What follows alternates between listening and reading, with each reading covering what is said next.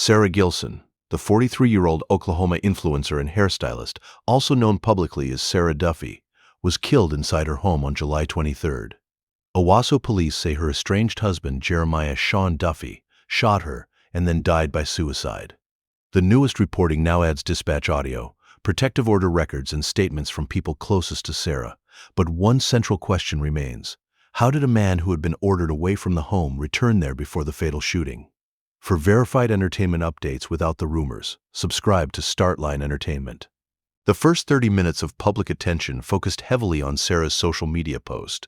The more important verified timeline begins earlier. On June 9th, a parent and a teenage girl contacted Owasso police about alleged inappropriate conduct by Duffey, who coached a competitive traveling basketball team. Police said another coach had witnessed an incident involving the girl, intervened, and reported it to her parent.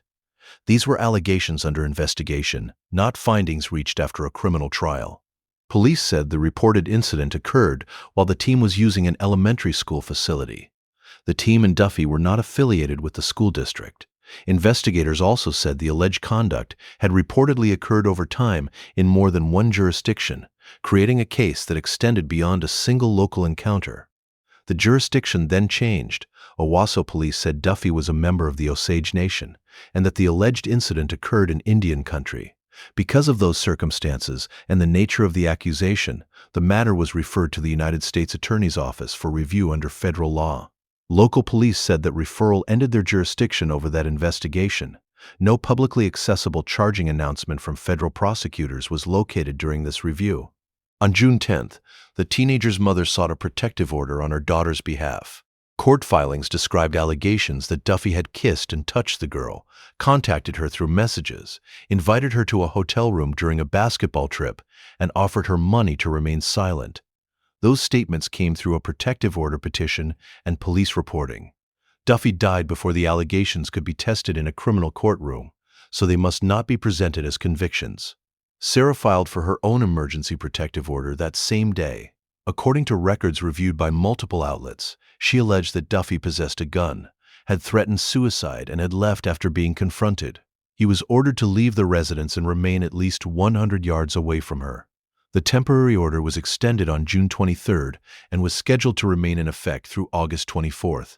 That was not the first time Sara had requested legal protection. Records show that she filed 2 protective order cases in 2021.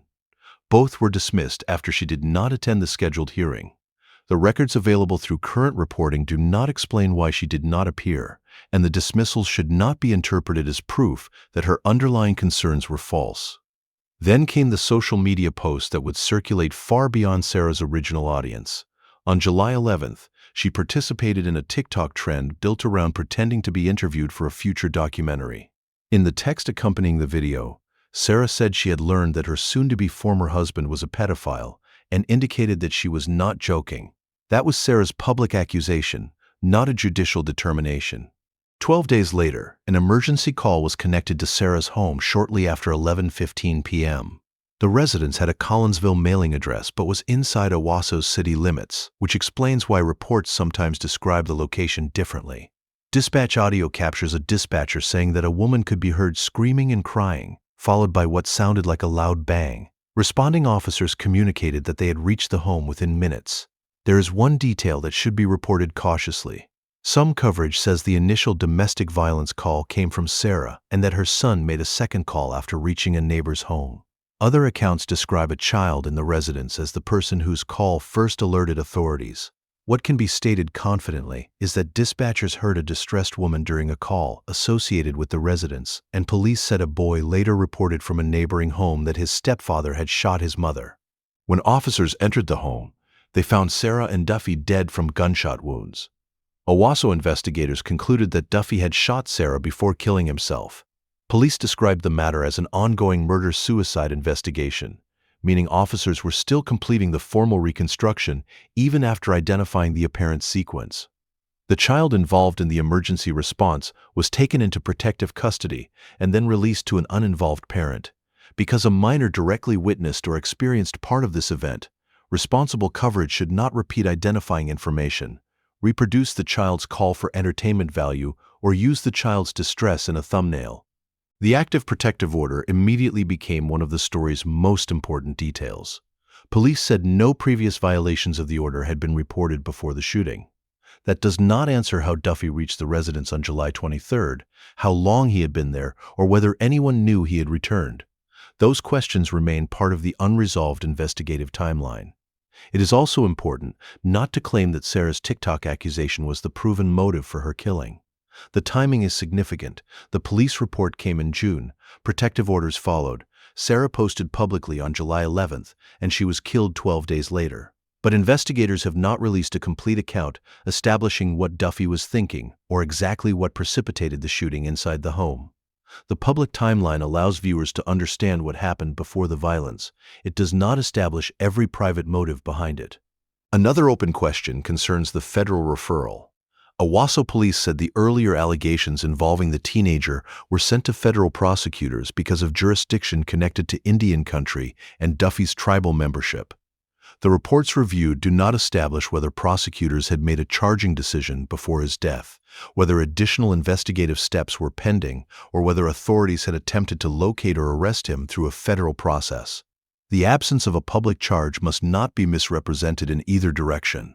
It does not prove the allegations were true, and it does not prove they were unfounded. It means the reported investigation had not produced a publicly confirmed adjudication before Duffey's death ended the possibility of a conventional prosecution against him. The story has also raised questions about protective orders and whether they guarantee safety. A court order creates legal restrictions and can provide an enforcement mechanism. But this case does not support a simple conclusion about who failed or what single action would have prevented the shooting. What the records do show is that Sara used the legal process, obtained an order requiring distance, and remained protected by that order when she was killed. The newest update shifts some of the focus away from the emergency audio and back towards Sara's life. Her former husband, Lyle Landers, who shared 2 children with her, told people that he had encouraged her for years to leave Duffey. He remembered Sara as a devoted mother and said she took pride in working as a hairstylist. His description of their relationship is a personal account from someone close to her, not an independent police finding about every prior event inside Sara and Duffey's marriage. Sara's best friend of more than 2 decades also spoke publicly after the first reports. She said Sara had been happy, joking, and making people laugh on the day she died. Friends from the salon where she worked asked that her life not be reduced to the violence at its end, remembering her instead as energetic, supportive, and deeply committed to her children. That is an important correction to the way stories like this often spread online. Sara was not simply the woman heard in a frightening piece of dispatch audio, and her final TikTok should not become her entire identity. She was a mother of 2, a hairstylist, a friend, and a social media creator whose public life had largely focused on parenting, fashion, and everyday experiences before the final weeks of her life. The start line takeaway is that the strongest version of this story is not the most graphic version. The verified story is about a sequence of documented warnings, an allegation reported to police, a federal referral, 2 protective orders, an active stay-away requirement, a public accusation, and then an emergency response ending with 2 deaths. What changed after the original report is that the dispatch audio and new family interviews have clarified parts of the timeline, while also revealing how much remains unknown. What viewers should not assume is equally important. Duffey was accused of misconduct involving a minor, but he was not convicted of that allegation. Sara called him a pedophile publicly, but that word was her accusation rather than a court finding. Police say he killed Sara and himself, but they have not established publicly that her TikTok post was the single motive. And although an order required him to remain away, the available reports do not yet explain how or when he returned. As of the latest confirmed update, the murder-suicide investigation remains with Owasso police, while no public federal charging outcome has been identified in the earlier case involving the teenager. Sara's family and friends are now asking that she be remembered for her children, her work, and the person she was before the tragedy. The unanswered question is no longer simply what dispatchers heard that night. It is what happened during the weeks between the federal referral, the protective orders, and Duffey's arrival at a home he had been ordered to leave.